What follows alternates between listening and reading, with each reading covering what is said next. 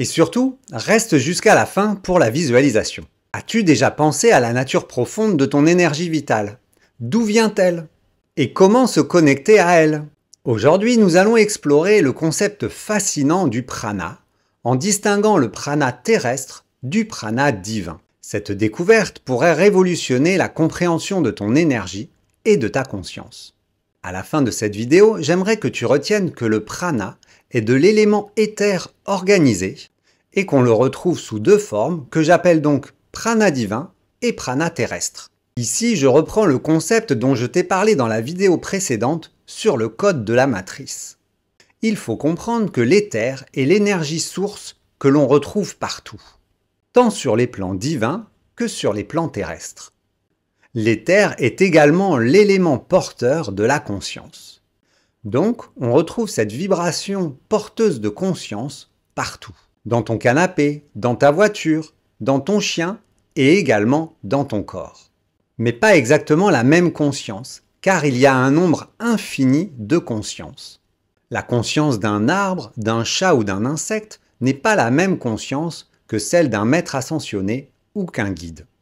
Continuons maintenant avec ce que l'on appelle le prana. Je trouve qu'il y a méprise sur ce terme car on confond deux concepts. On parle de souffle de vie et d'énergie vitale. Souvent, l'un est utilisé pour l'autre et c'est bien dommage. Laisse-moi t'expliquer mon point de vue et tu pourras me laisser ton avis en commentaire. Alors pour moi, le prana est de l'élément éther sous sa forme organisée. Un peu comme le corps qui est la somme de cellules qui se sont organisées les unes avec les autres. Donc le prana est la somme d'éléments éthers qui se sont additionnés, organisés ensemble. Ensuite, je pense que le prana existe sous deux formes. Il y a le prana divin, pour moi, c'est le vrai prana. Il vient des plans supérieurs. C'est la vibration de notre âme qui vient s'incarner dans la matière, à l'intérieur de notre véhicule terrestre. Dans les traditions, on parle du souffle de vie qui vient animer le corps. Et de l'autre côté, on a le prana terrestre. Celui-ci correspond à la somme des énergies des quatre éléments. C'est l'énergie de vie du corps biologique qui est porteur d'une conscience propre, grâce à la présence de l'éther terrestre qu'il contient.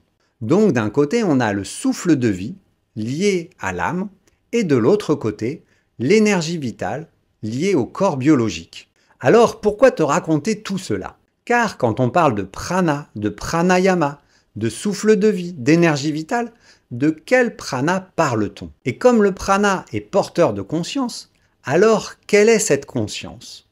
La conscience du corps, la conscience de la psyché que l'on appelle le mental, ou bien la conscience prana divin qui est venue s'incarner et vivre la joie et la paix sur les plans terrestres? Je reviendrai dans de futures vidéos sur toutes ces différences. Alors, si le contenu te plaît, laisse-moi un like. Cela va m'aider pour le référencement.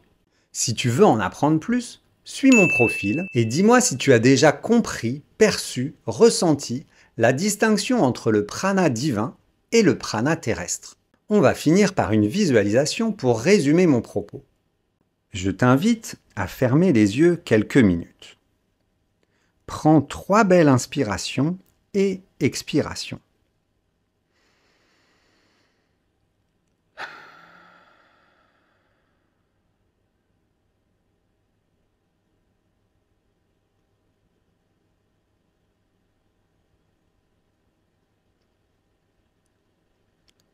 Donc, ton âme, ton souffle de vie, habite ton véhicule corporel terrestre.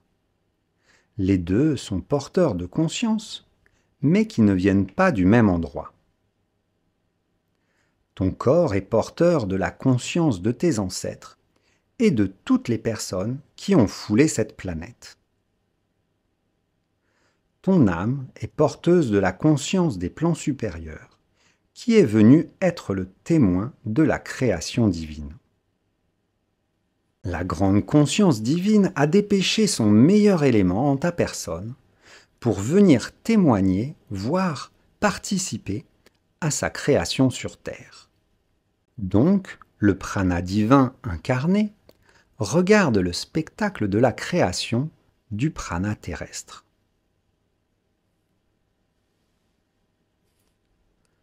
Ton corps humain, pour vivre et fonctionner, se nourrit des 4 éléments de la vie terrestre. Ton âme, de son côté, est ici pour vivre l'incarnation pleinement et consciemment, jusque dans la profondeur de tes cellules. Ta conscience humaine biologique, que l'on appelle également le petit moi, est spectatrice de l'incarnation du prana divin qui vient retrouver ses amis des plans supérieurs. Sache que chaque instant sur Terre nous permet de vivre des moments d'émerveillement, de joie, d'excitation et de rencontre. Ta vraie vie commence quand tu acceptes de laisser les clés de ta vie à ton prana divin. Il va pouvoir ensuite nettoyer le prana terrestre pollué depuis des milliers d'années en toute inconscience par des émotions négatives. Alors, n'oublie pas que nous sommes ici pour jouir de la matière. Donc, amuse-toi et respecte bien les lois divines du monde vivant.